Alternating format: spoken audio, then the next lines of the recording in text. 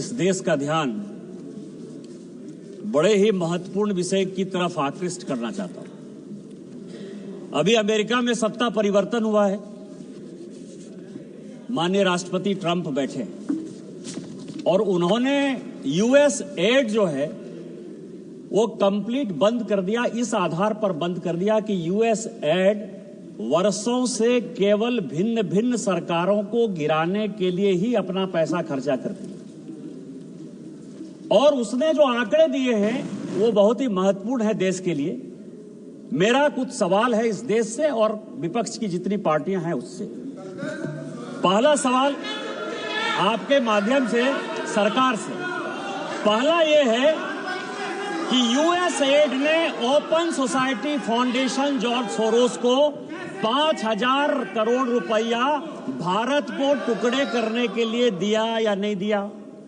US add और George Soros की open society foundation ने राजीव गांधी फाउंडेशन और राजीव गांधी चैरिटेबल ट्रस्ट को पैसा दिया कि नहीं दिया? तीसरा, ओवरसीज कांग्रेस के जो अध्यक्ष हैं सैम पित्रोदा साहब, उनको यूएस एड ने पैसा दिया या नहीं दिया?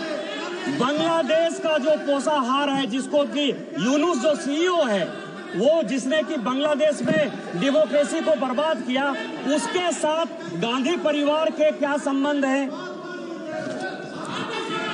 चौथा सवाल यह है कि राजीव गांधी फाउंडेशन में जो विजय महाजन है, प्रधान जो उनकी संस्था है, उसको यूएस एड पैसा दे रही है कि नहीं दे रही है?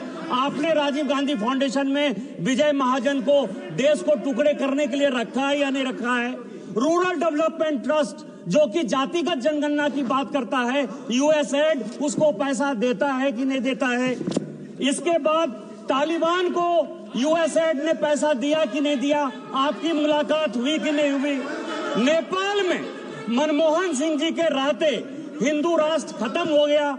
जो एथिस्ट मूवमेंट है उसको यूएस एड ने पैसा दिया कि नहीं दिया?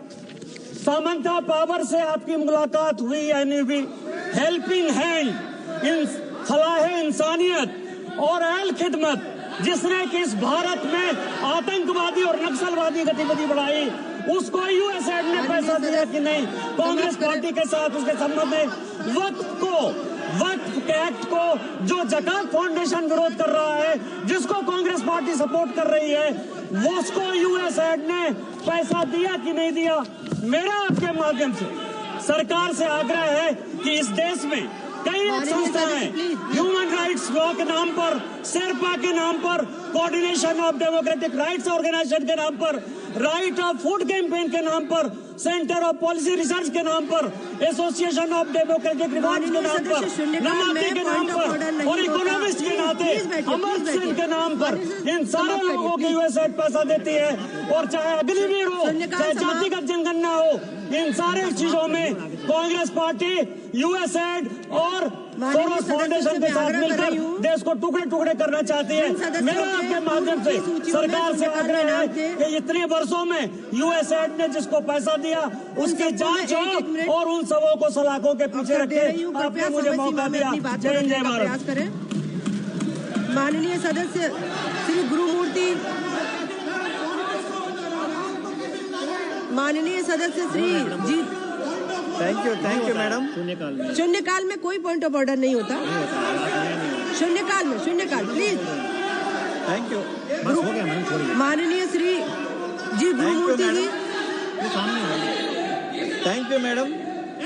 I would like to draw the kind attention of the House to the dismal conditions of बहुत से सदस्य शून्यकाल पर बोलना चाहते हैं। प्लीज बैठिए, please. Asha workers, yes sir, and resource persons working under SERP and MEPA schemes, madam.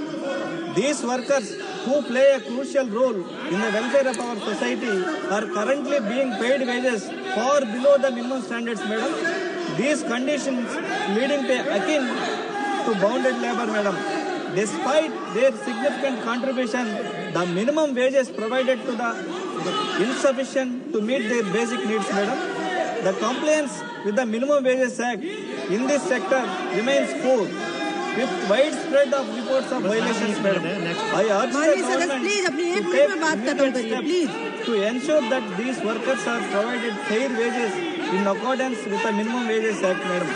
Further, I request the comprehensive social security scheme be extended to cover them, including provident funds, health benefits, and to recognize their services to माननीय ensure their सदस्य Shri financial E.T. Mohammad security, Bashir जी। fair compensation.